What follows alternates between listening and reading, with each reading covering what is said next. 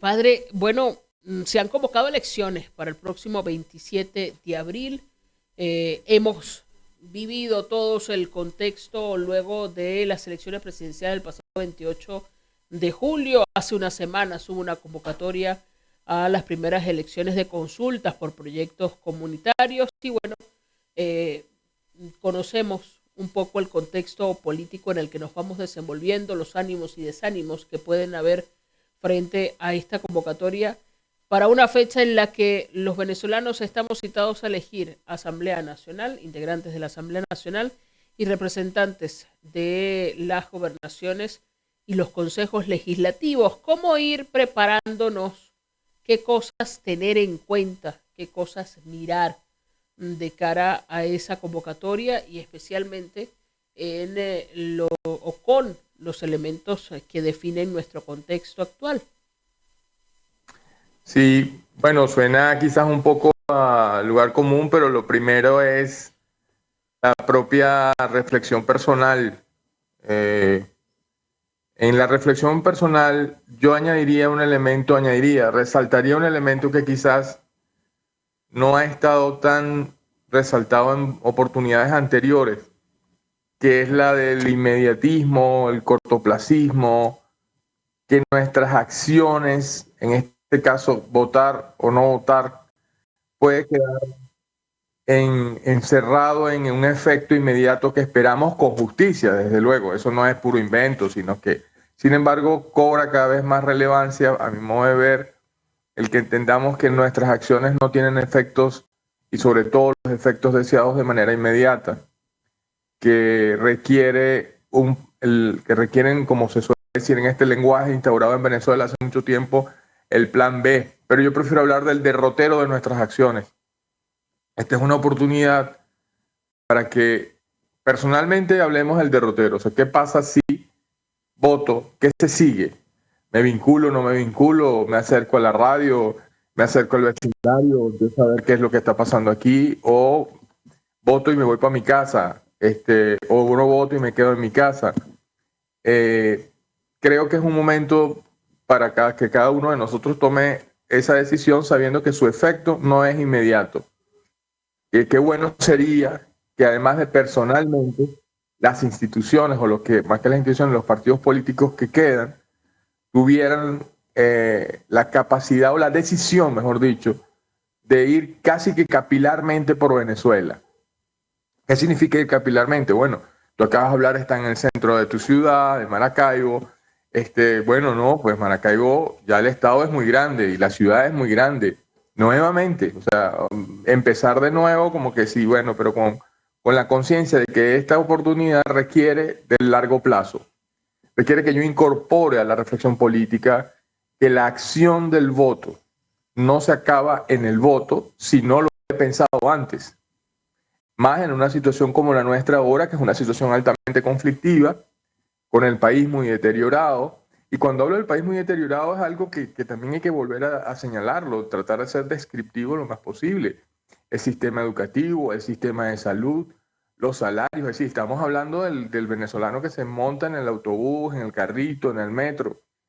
¿Ves? Entonces, si esta circunstancia sigue siendo la más pesada de fondo, si los venezolanos siguen pensando irse del país porque no encuentran oportunidades económicas, creo que esos son los datos que nos tienen que hacer pensar nuevamente. No tantos, está presente, pero no tanto la diatriba entre sí y no, entre que ya votamos y no lo vamos a volver a hacer, no vamos a legitimar. Ese lenguaje que creo que enreda más que aclara.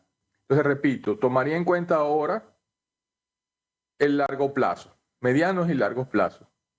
La acción que se tome no puede quedar reducida a la espera de un efecto inmediato, tumbativo, un knockout fulminante, ¿verdad? Debería dar paso a cabezas políticas que elaboran un discurso político de mediano y largo alcance, que por fin nos detenemos a pensar que hace falta un discurso político, no meramente operativo, sino un discurso político que arroja una comprensión de la realidad.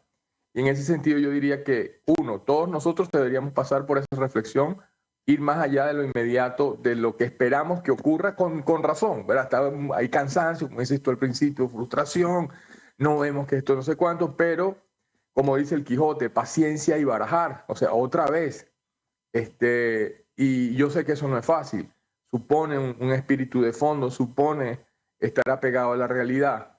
Entonces, creo que las condiciones son cada vez más complicadas, más contracorriente, más empinada la cuesta, pero por eso requiere que uno diga, bueno, muy bien, ya no es porque espero un efecto inmediato, sino porque espero paso 1, paso 2 o 3. ¿Cuál es el derrotero de esta acción de ir a votar?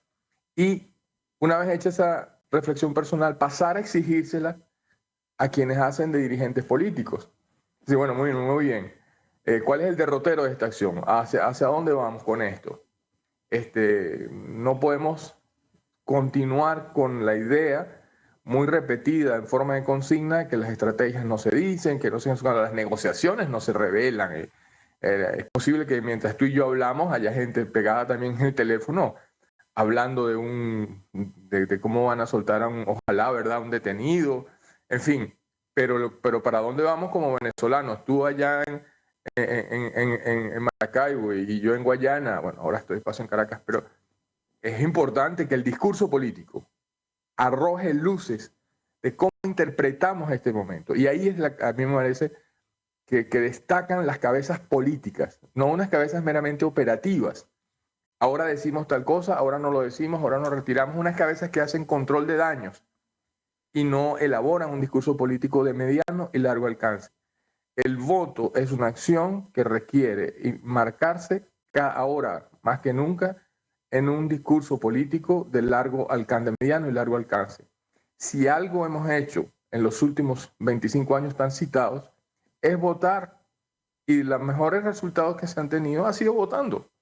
Justamente no el calle-calle, no vamos, como se dice popularmente, no entrompando, sino, mira, llamaron a votar y fue el 80% de la población votó. Entonces, imagínate. Entonces, creo que sin banalizar eso, sin desconocer las injusticias, sin desconocer lo fuerte del conflicto, creo que es un momento en el que valorar la acción del voto es muy importante para no quedarnos en la nada. Lo diría yo así, ¿no? Y sobre todo por el cortoplacismo, por lo inmediato. O sea, yo quiero que ahora sí, entonces ahora sí vamos a arrasar, ahora sí vamos a no sé cuánto, ahora sí nos van a hacer caso. Pues no. O sea, ese efecto inmediato no nos hace bien, no digo nada más en política, no nos hace bien en economía, no nos hace bien en la educación, en casi que ningún ambiente, pero parece nos lo cargamos todavía muy encima, ¿no? Y nos hace difícil no esperar un efecto inmediato por una acción como el voto. Y entonces vienen todas las preguntas de derroteros pesimistas y de callejones sin salida. ¿Te van a dejar gobernar? ¿No te van a dejar gobernar? ¿Qué no sé cuánto? Entonces parece que por eso ya no vale la pena intentarlo nuevamente. Entonces, y tendrían razón. Yo lo que diría es, no descalifiquemos a nadie. Terminaría esta parte de tu sugerencia para reflexionar juntos. Yo no descalificaría a nadie. O sea, creo que no, también tendríamos que haber aprendido algo de eso. Tú quieres ir a votar, has tomado tu decisión para ir a votar, bueno, eche para adelante, pues. Vamos, no la descalifiques. Pues. Esta cosa es que, bueno, ya eres un traidor, eres un legitimador, y cómo se te ocurre, y cómo te vas a mirar al espejo en el futuro si tú fuiste, oye, yo, pero un momento, las otras personas también viven en este país. También les pega la pepa de sol que le pega a todo el mundo cuando se va para el trabajo. O sea, eso no es que están echándose fresco y dicen, no, yo sí quiero ir a votar. Entonces, no, o sea, está... es difícil para todos. O sea, entonces por lo menos no lo descalifiques. Trate de atender tus razones, etcétera.